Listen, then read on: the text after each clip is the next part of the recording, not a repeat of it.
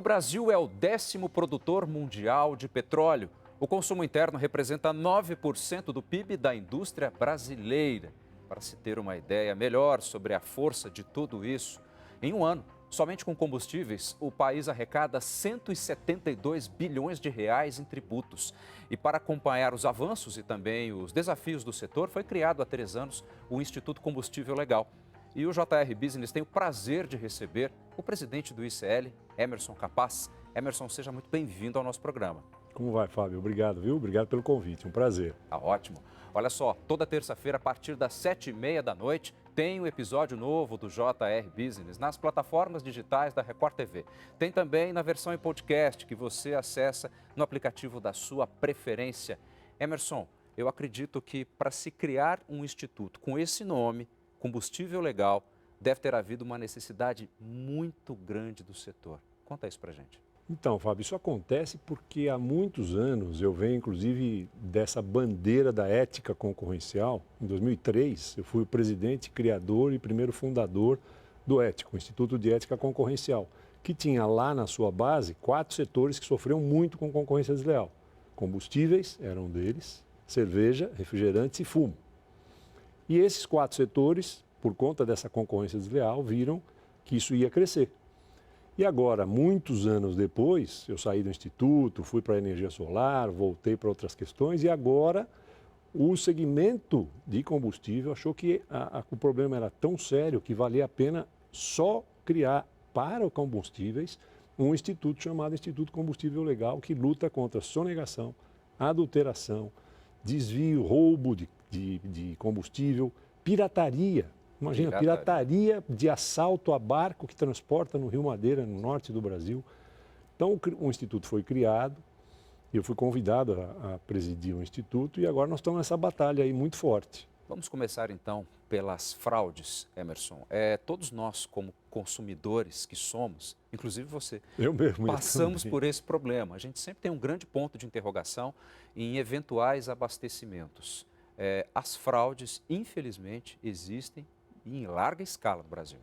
Então, você veja, nós temos em sonegação no setor 14 bilhões de reais por ano que se perde. É quase 1 bilhão e 100 por mês. Por mês que o governo e governos estaduais e o federal perdem em arrecadação. Em adulteração, que é um outro problema, são mais 15 bilhões de reais. Então, somando isso, o governo federal e os governos estaduais poderiam arrecadar 29 bilhões de reais a mais.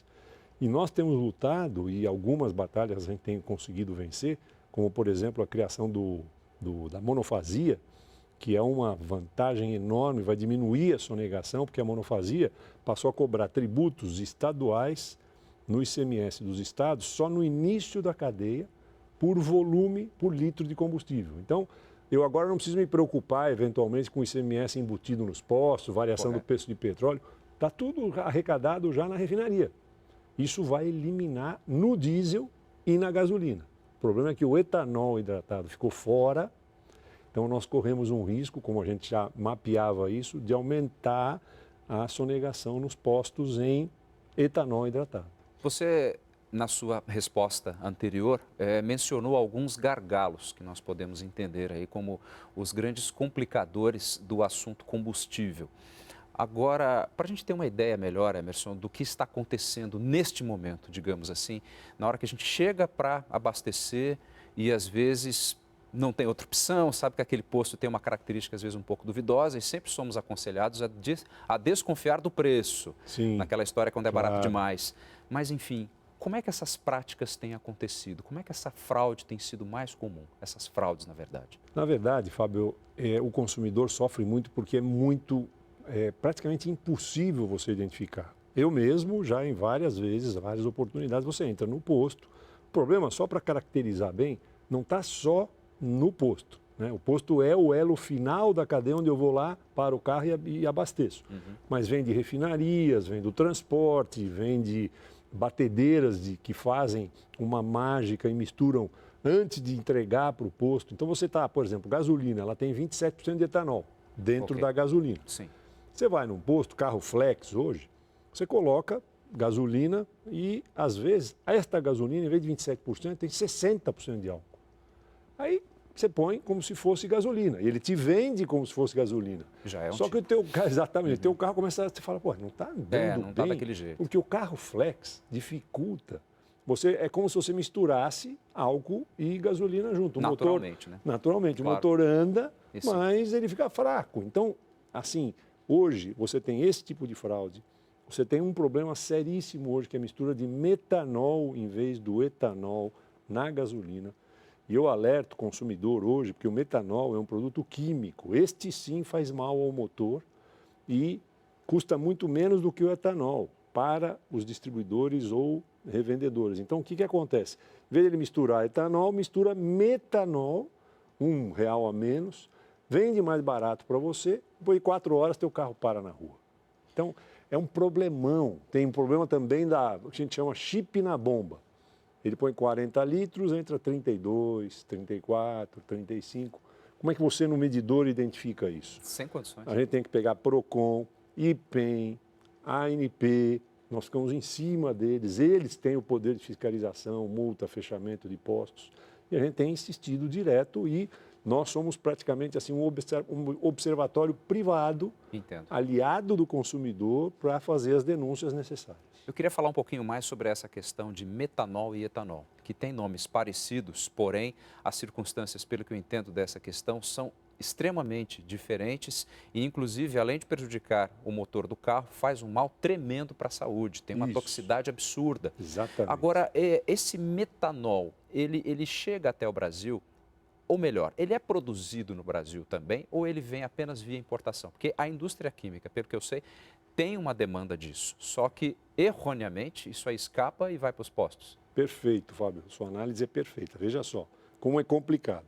O metanol é para a indústria química, praticamente para a indústria de laminados de plástico, Correto. Que usam o metanol, porque é um produto químico. Sim.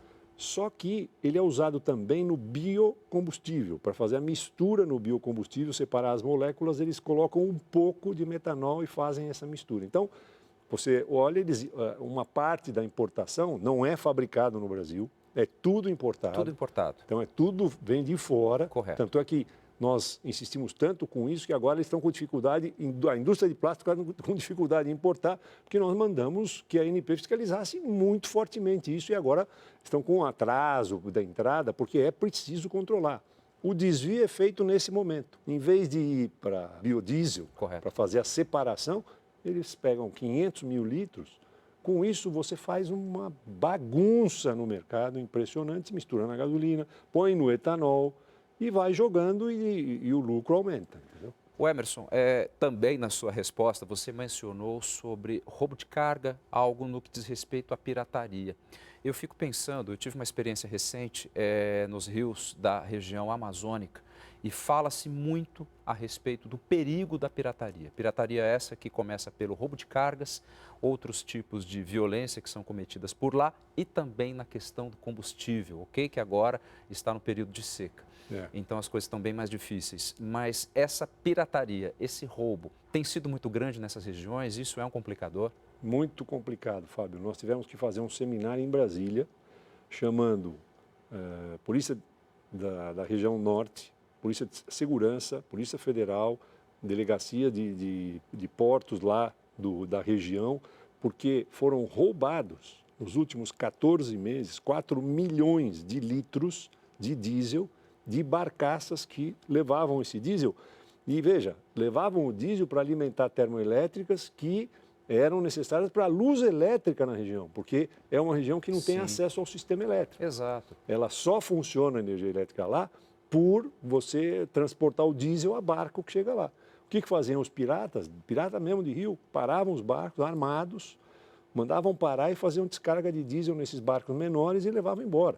Quando nós alertamos a polícia, fizemos todo um trabalho, começou a ter uma efetividade no controle, diminuiu muito fortemente nos últimos meses e realmente caiu bastante. Mas em 14 meses para cá era uma loucura, quase todo o transporte tinha roubo de diesel. Só confirmando, qual foi a quantidade mesmo de combustível? 4 milhões de litros nos últimos 14 meses. O Emerson, eu não consigo acreditar que essa quantidade toda de combustível, a partir do momento que ela entra nas mãos do crime, ela vai ser comercializada de uma maneira correta. Certamente isso vai ser base para muita adulteração, hein? Exatamente, não é só adulteração, era usado para os aviões, transporte de droga. Abastece o crime. Oi? Abastece o crime. Abastecia o crime organizado. Isso é tudo para o crime organizado. O nosso maior inimigo hoje, Fábio, se chama crime organizado e as milícias, em especial no Rio de Janeiro. É algo muito comum no boca a boca, já que você tocou nesse assunto, falarmos de determinados postos de combustíveis e uma possível associação com crime organizado em função de lavagem de dinheiro. Como é que vocês veem isso aí dentro do ICL? Nós temos alertado bastante o governo sobre isso. O crescimento do crime organizado nesse segmento é muito forte, porque é incrível, mas ainda nos postos de gasolina é um dos poucos setores em que você tem ainda venda em dinheiro, circulação de moeda. Correto. Os outros setores é tudo por celular hoje, Pix, ninguém anda quase com dinheiro na carteira. O pouco que você tem, você vai lá e põe R$50, põe R$100. Né? Motos em especial, transportes Uber e outros usam muito o recurso, 50% da venda em dinheiro vivo. Isso ajuda aquele crime organizado que precisa do caixa e de dinheiro para fazer a circulação, porque ele sai fora do sistema de controle.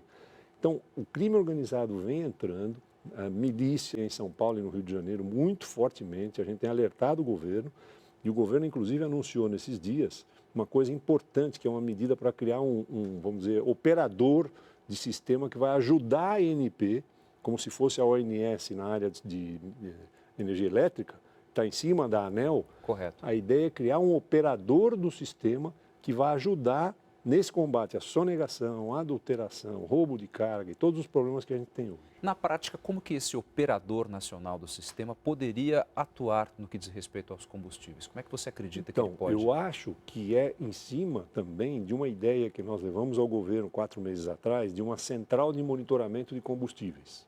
Por quê? Porque falta integração entre os vários órgãos do governo. O que você tem hoje? Polícia Federal que tem dados, Polícia Rodoviária Federal, SERPRO, Ministério das Minas e Energia com a ANP, Ministério da Fazenda com a Receita Federal. Todos esses órgãos, cada um tem um pedaço do processo de fiscalização, mas eles não falam muito entre si, os dados não circulam. Porque eu tenho condições de pegar um caminhão que saiu, nota fiscal, lá na SERPRO, Sim. Rodou radares, Polícia Rodoviária Federal, passou, não passou, chegou, aonde chegou, vejo se a nota foi desviada, se não foi desviada, aviso o sistema. A ANP pode ir lá e fiscalizar, ou a própria Polícia Federal. Mas esses órgãos não têm esta integração. Um operador nacional do sistema privado, Correto, com participação do governo, pode fortemente ajudar isso a aumentar o controle no segmento. Que, do jeito que as coisas estão, é perigosíssimo você ter, de fato, um fortalecimento desse sistema de crime organizado que fica com uma massa crítica muito forte, muito caixa, muito dinheiro para operar. Como é que nós, consumidores, podemos ter algumas dicas práticas nesse aspecto? De talvez bater o olho e falar, opa, aqui não compensa parar. Então vamos lá, Fábio, tem algumas ideias e dicas que são importantes para o consumidor. Primeiro, se você olhar um posto, a gasolina normalmente hoje em 5,40, 5,30, tem uma variação pequena. Posto que vende gasolina a R$ 4,90 hoje, como as coisas estão, não que você, de repente eu não tenho dinheiro, preciso, vai correr um risco. Tá. Né? Eu não digo não pare nesse posto, mas desconfie, porque não dá, a margem dos distribuidores e dos postos é muito pequena. Não dá para fazer milagre. E existe disputa entre um posto numa esquina com o outro do outro lado da rua. Exato. Você olha e vê, eles disputam o mercado. Por isso que a gente fala para o governo, não adianta querer controlar preço, porque é disputa palmo a palmo do consumidor para ele entrar. Então, primeiro, preços muito baixos é um risco. Primeira coisa. Okay. Segunda coisa importante, nas bombas, às vezes, o próprio frentista empurra você para uma determinada bomba. Tome cuidado com isso. Às vezes você tem aquela oferta famosa, olha, aditivada é igual ao preço de comum. Não tem gasolina aditivada no mesmo preço da comum. Uma custa mais caro que a outra. Se tiver no mesmo preço, estranho, também é uma coisa importante. Outro dado que a gente dá para o segmento, assim, tenta olhar quando você está colocando, né, de combustível e ver, às vezes é difícil ter esse controle, Sim. mas para saber se não tem uma diferença no ponteiro quando você coloca, manda encher o tanque, né, aí seu tanque normalmente tem 40, 50 litros, se está vazio tem que entrar 50, não pode entrar 40 litros. Entendo, Em vez claro. de olhar o valor, olha quantos litros entrou também e tenta ver se isso é um sistema que possa te ajudar. E sextas-feiras à noite sempre aparecem aquelas grandes promoções porque a fiscalização cai. Aproveite, fim de semana os postos anunciam e tal. Então é um momento também de tomar um pouco de cuidado na hora de abastecer. O Emerson, agora, uma vez um combustível apreendido, qual é o destino dele? O que acontece? Então, é uma pergunta importante, Fábio. A gente tem um trabalho em conjunto com as distribuidoras, que são nossas associadas, a gente tem feito um trabalho de, vamos dizer, guardar este combustível depois de verificado e devolver, elas fazem uma estocagem desse perdimento que a gente chama. O perdimento é dado, as empresas guardam durante, às vezes, 1, 2, 3 meses. A Secretaria de Fazenda autoriza, nós devolvemos gratuitamente estes combustíveis para a Secretaria de Segurança, Secretaria de Educação, para as viaturas da saúde. Isso volta de graça. Então, no Rio de Janeiro, por exemplo, nós já estamos programando, já devolvemos 300 mil litros para a Secretaria de Segurança e Secretaria da Fazenda lá, e estamos devolvendo agora mais 600 mil litros de apreensões que foram feitas e que voltam para o governo gratuitamente. Então, você imagina, 300 mil litros a R$ 4,00 o litro, são 1 milhão e 200 mil reais que o governo está recebendo, sem ônus, para aumentar a sua fiscalização, transporte, segurança. É importante porque isso anima o segmento a fazer uma fiscalização maior. Como é que funcionam as penalidades para quem acaba sendo autuado de alguma forma? Porque sempre conversando com especialistas, quando se trata de fraude, quando se trata de um crime, não vamos dizer de uma monta menor, mas nesse tipo de categoria a gente costuma ouvir infelizmente, aquele jargão brasileiro, que o crime acaba compensando. Como é que vocês veem isso aí? Um ponto extremamente importante, Fábio. Nós estamos trabalhando há 3 anos num projeto de lei que tramita no Senado hoje, projeto de lei número 164/22, que chama a Lei dos Devedores Contumazes. Certo. O que esta legislação vai fazer? Ela vai permitir uma atuação mais forte da Receita naqueles empresários que são, na verdade, fraudadores, contumazes. Eles sonegam para conseguir competir. Então, às vezes, eles nascem para isso. Nasce para isso. Ele olha o setor onde tem maior tributação, fala, é aqui que eu vou entrar. Fumo, né? Olha combustível. Aonde a tributação é grande, ele entra, sonega, não paga, entra na justiça, fica 2, 3 anos discutindo judicialmente, inunda o mercado, ou de combustível, ou de falsos, produtos falsos, piratas e falsificados vindo do Paraguai, mas inunda o mercado enquanto você discute na justiça. O projeto de lei permite que, a partir do momento que você caracteriza que aquela empresa, aquele CNPJ é um devedor contumaz, correto, a Receita entra na fiscalização da empresa e ele não sai com nenhuma mercadoria antes de recolher o imposto na hora. Então, veja, isso é um benefício enorme para o poder público e principalmente para aquele que acha que é fácil discutir judicialmente. E às vezes, quando ele está para ser pego, ele muda o CNPJ. Né? Então, judicialmente, por não isso que é... contumaz, né? Devedor contumaz. A nossa luta judicial também é uma dificuldade. A gente tem feito parcerias com o Ministério Público, com a Procuradoria-Geral da Fazenda Nacional. A gente tem atuado, inclusive alertado eles, olha, tem isso, essas situações, é preciso aumentar a fiscalização aqui. E aí eles vão conseguindo fechar essas brechas. Mas é uma luta inglória. O que é bem diferente do devedor eventual. Isto. Claro. Exatamente. Quem deve, às vezes está com um problema, inclusive está discutindo um imposto que não foi justo, sim, depois de alguns meses a situação volta ao normal. Sim. Nesse caso, não, é o contrário. Ele vai aumentando. Hoje a dívida ativa está em 100 bilhões de reais. Os maiores devedores de dívida ativa são grandes distribuidoras de combustível. Agora, como é que vocês atuam, por exemplo, Emerson, no que diz respeito a, talvez, num caráter orientativo? Para quem está começando no negócio, para quem eu acredito que seja a maioria dos empresários de postos de combustíveis, claro, trabalhe com honestidade. A maioria. A maioria, né? 80% deles são sérios. Mas esses 20%? Não, esses 20% provocam um enorme problema para o mercado. Como que vocês trabalham, então, nesse cunho orientativo? Como é que as pessoas podem se aproximar ainda mais de vocês? O que a gente tem feito, Fábio, no nosso site, as pessoas têm toda uma orientação por denúncia que eu quero fazer. Meu carro pifou, que eu vi que aquele posto era pilantra, peça a nota fiscal, outra dica que a gente acabou não falando, mas com a nota fiscal a gente consegue encaminhar para a ANP, para o PROCON, para o IPEM e fazer todo um encaminhamento para fiscalização. Então, quem entrar no site vai ver as dicas que você está perguntando, correto. Todas elas estão colocadas lá, orientações, o que fazer, orientações, por exemplo, em estrada também, como é que é a orientação para você em semanas como essa agora, que vão ter semanas de feriados seguidos aí. Olhem no site que tem boas dicas lá. E nota fiscal é diferente daquele comprovante, às vezes, do cartão de débito, de crédito. É outra Não coisa. funciona, aquele comprovante não serve. Tem que ser uma nota fiscal que o posto dê, onde aparece a identificação do posto. Primeiro porque a nota fiscal já é uma garantia de recolhimento do imposto, né? E no diesel e na gasolina, ele já foi recolhido lá na refinaria, mas no etanol, importante a nota fiscal, porque ela faz com que aquele posto tenha que pagar substituição tributária ao longo da cadeia. O Emerson, nós falamos há um tempinho atrás sobre o roubo de cargas e foi a nossa conversa mais específica no que diz respeito aos rios amazônicos. Mas a gente tem também carretas, milhares, circulando Brasil afora, transportadoras. E esse problema a gente bem sabe que também é muito sério no que diz respeito ao transporte rodoviário. É difícil combater isso aí? É um problema que a gente tem na penalização do roubo de carga. Tem um projeto de lei 8455, também tramitando na Câmara, que aumenta a tipificação desse roubo e aumenta a penalização de roubo de carga. Ele é muito importante para que você não sinta facilidade de, vamos dizer, quando for pego, a apreensão só da carga, o caminhão vai embora, ele continua circulando. Então, existe já um projeto de lei nessa direção para realmente você ter uma penalização muito maior para roubo de carga. E certamente nas regiões mais afastadas. Mais afastadas são piores. Pior o problema. Mais longe, mais fácil de você não ser pego.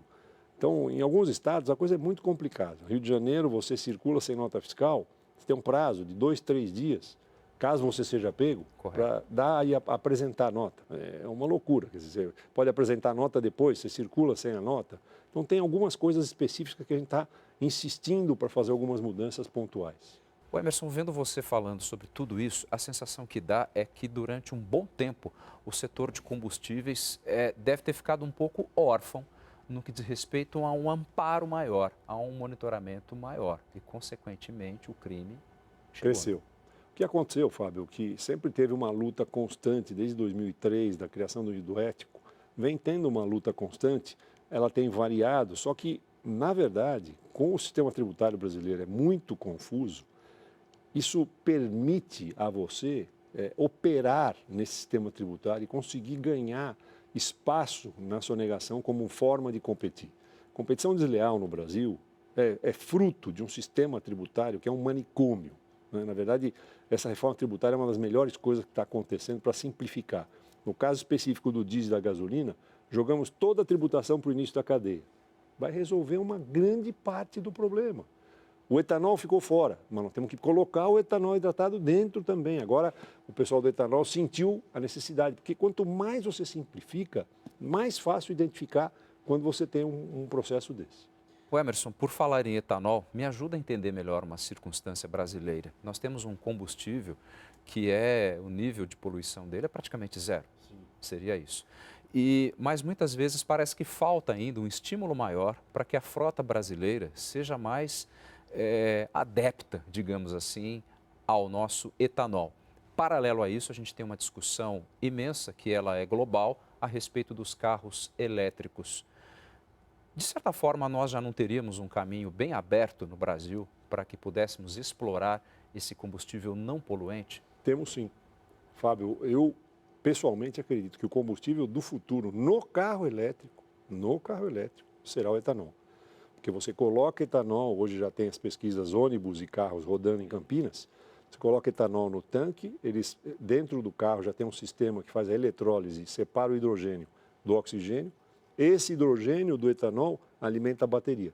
Então eu vou ter um carro elétrico que coloca etanol em qualquer posto, não precisa carregar na bateria e sai água no equipamento. Vapor de água. Absolutamente revolucionário em termos de imaginar a poluição da fonte até o final, que a gente chama pegada de carbono. Correto. Você tem que vir do início até o fim do processo, né? No caso do etanol, é impressionante. Os outros países não estão adiantados nisso porque não tem uma rede de distribuição de etanol que nós temos no Brasil. Exato. E já hoje, eu no meu carro flex, se eu uso etanol, eu estou contribuindo uma barbaridade. Muita gente deixa de colocar, às vezes, etanol, porque fala, não, eu vou fazer a conta da diferença de preço, o carro rende menos. Tem que priorizar o etanol, né? Ele tem muito menos efeito de gás estufa na atmosfera. Nós somos um país que tem uma vantagem tremenda em relação aos outros por ter essa enorme distribuição do produto no Brasil, né? E subiu muito o preço da gasolina, vou para o etanol. Quer dizer, nós temos essa vantagem em relação aos outros países que eles não têm. Emerson Capaz, presidente do ICL, muitíssimo obrigado pelas suas informações. Foi um prazer te receber aqui no JR Business. Eu que agradeço, Fábio. Muito obrigado ao convite. Estou sempre à disposição de vocês. Ótimo. Esse é o JR Business, nosso espaço para falar de negócios, empresas, empresários de sucesso. Toda terça-feira, a partir das 7h30 da noite, tem um episódio novo do programa nas plataformas digitais da Record TV. Tem ainda a versão em podcast que você acessa no aplicativo da sua preferência. Muitíssimo obrigado pela sua atenção e até o próximo programa.